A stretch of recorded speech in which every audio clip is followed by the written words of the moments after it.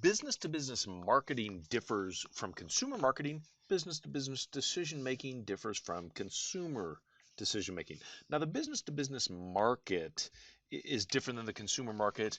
There are fewer buyers, there are larger buyers.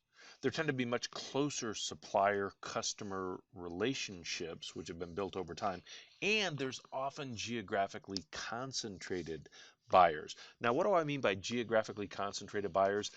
Most of the customers are all close together geographically. For example, if you're trying to sell to the auto industry, hey, that's in Detroit.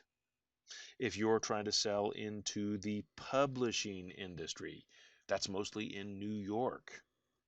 Because publishing is in New York, so is advertising, Madison Avenue.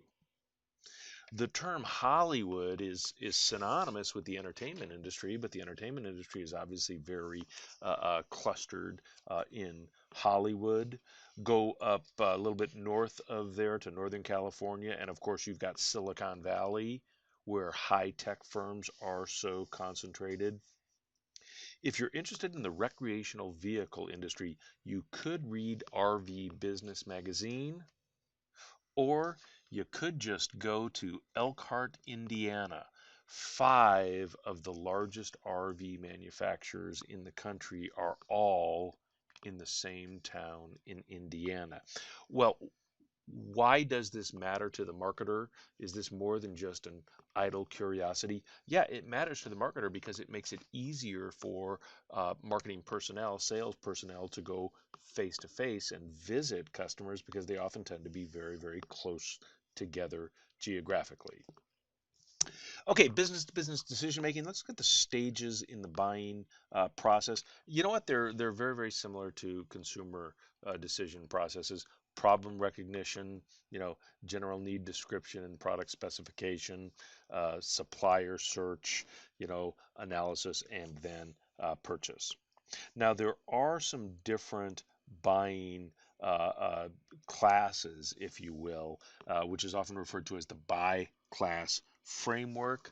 The three buy classes are the straight rebuy. With a straight rebuy, you're buying exactly what you bought before, the exact quantity, the exact price, everything is the same. And nowadays, straight rebuys are often done automatically by computer, automatic replenishment. As soon as inventory hits a certain level, it triggers a purchase to replenish. So straight rebuys are just absolute no-brainers. In fact, oftentimes nowadays there aren't even people involved. The inventory system simply trigger the rebuy. Now, a modified rebuy is a little bit trickier because now there's a person involved, but it still is relatively simple and relatively low risk. Something's changing. Might be the price, might be the quantity, might be the delivery method, but something is changing, so a person is involved. Far and away the riskiest buy class is what's called a new task buy because you have not made that purchase before. And so new task buys, definitely have a lot of risk to them. Now the risk is much greater if you're a producer like the Ford Motor Company than if you're a reseller like Walmart. And here's why. If Ford Motor Company is going to buy something that goes into a vehicle, well, that decision is not made lightly. In fact, it might take years to make a decision to change out the speakers from what they were in this model to what they're going to be in the next year's model. Lots of analysis, lots of discussion prior to making a decision like that. Because if you're wrong, you could be putting something in the car that's going to worsen the car. So new task buys for producers can be very, very difficult decisions, and they can take a long time. It's not as big of a deal for a reseller like Walmart because if they make a decision and they put a product in and the product doesn't sell well, they'll just kick the product out. That's not the end of the world. Yeah, they've got a little bit of lost profit in what they could have had they had something else in that slot, but it's not nearly as risky as when a producer goes after something new. The contract between the buyer and the seller is called the purchase order. Now, purchase orders can be verbal or they can be written. They are, again, the contract between the buyer and the seller.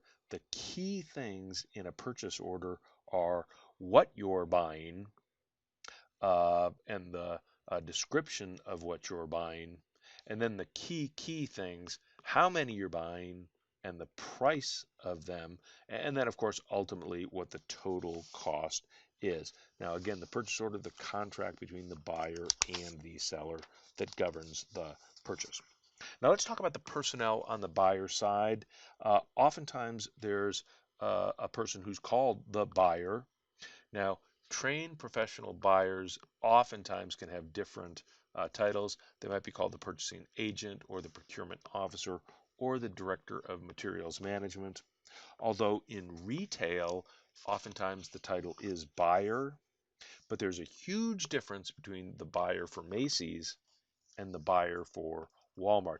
And when I say the buyer, there's not one buyer. For Macy's, for example, there will be a buyer for women's sweaters, for women's shoes, for women's blouses, for men's shoes, and on and on and on. Same thing for Walmart. There will be a buyer for nuts and a buyer for beverages and a buyer for bakery and on and on and on.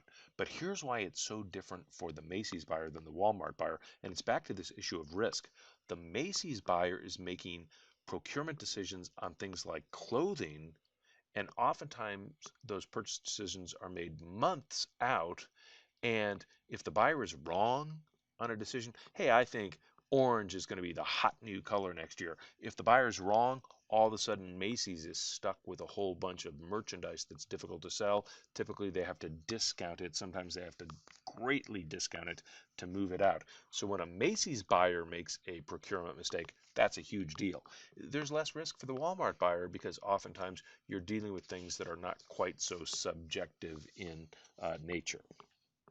Now, there are often multiple people involved in the buying decision. Oftentimes, this collective group of people is referred to as the buying center.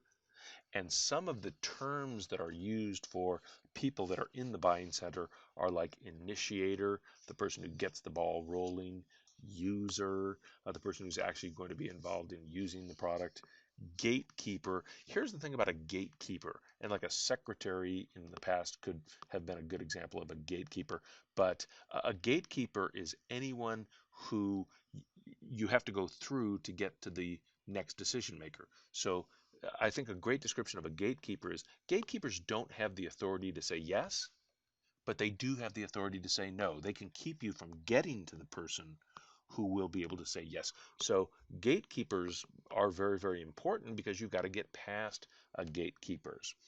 Other roles include things like influencers. They don't make the decision, but they have input into the decision. And then the ultimate decision maker or makers, the decider, isn't the buyer the ultimate decision maker? Oftentimes, in a big organizational setting, the person who has the designation of buyer actually will be responsible for all of the administration, but didn't really make the decision. More of a clerical person than a true decision maker.